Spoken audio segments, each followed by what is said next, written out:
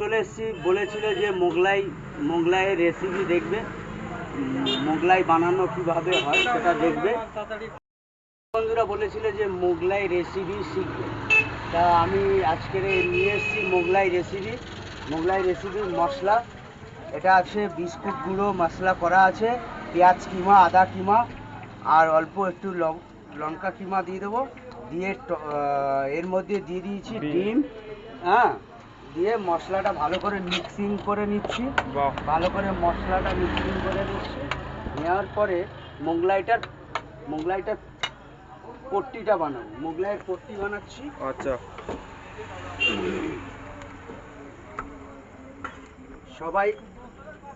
সবাই বাড়িতে ট্রাই করবেন যে মোগলাই বানানো। আমার কমেন্ট বক্সে সবাই লিখছে যে দাদা আপনি মোগলাই বানানো রেসিপিটা শেখান, তাই আমি মোগলাই বানানোর রেসিপি শেখাচ্ছি। এইভাবে মোগলাই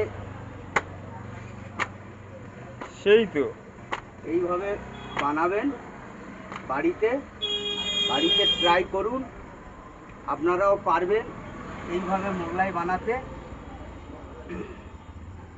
এরকমই ভালো ভালো ভিডিও আপনাদের সামনে রাখবো, ভালো ভালো ভিডিও রাখবো।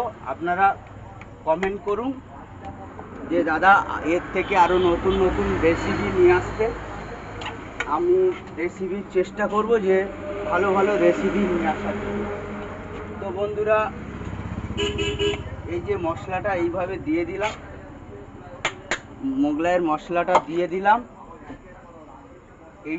এই মোগলাইটা হবে আপনার হলো এগ চিকেন মোগলাই, ঠিক আছে?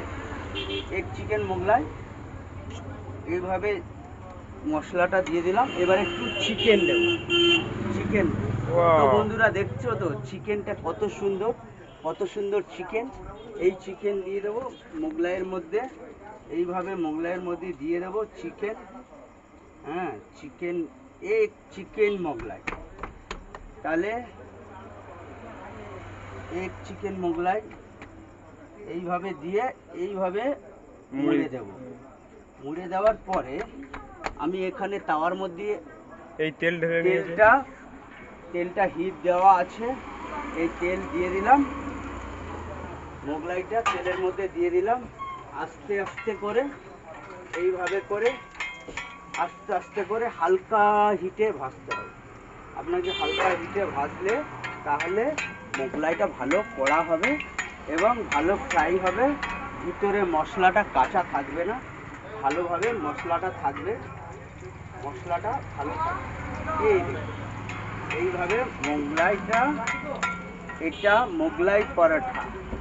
এটা সবাই মোগলাই পরোটা খুঁজছিল, বলছে দাদা আপনি মোগলাই পরোটা কীভাবে বানাই, আপনি একটুখানি রেসিপিটা দেখিয়ে দিন। সেই কারণে আপনাদের জন্য এই মোগলাইয়ের রেসিপিটা খুলেছি, মানে মোগলাইটা বানাচ্ছি, যাতে আপনারা বাড়িতে বানাতে পারেন। আর এই যে মোগলাই হয়ে গেল ফ্রাই।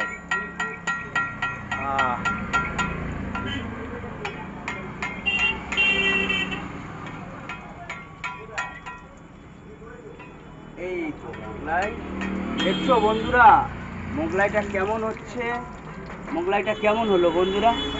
যদি ভালো লেগে থাকে মোগলাইয়ের রেসিপি, আপনারা শেয়ার করুন এবং লাইক করুন এবং সাবস্ক্রাইব করুন, যাতে এর নতুন নতুন ভিডিও আমরা আমাদের ব্লগে দিতে পারি। মানে ভালো থেকো বন্ধুরা, সবাই ভালো থাকবেন এবং সুস্থ থাকবেন। আর এর থেকে আরও নতুন নতুন ভিডিও পরে আসবে। এখানে ভিডিওটা এন্ড করলাম।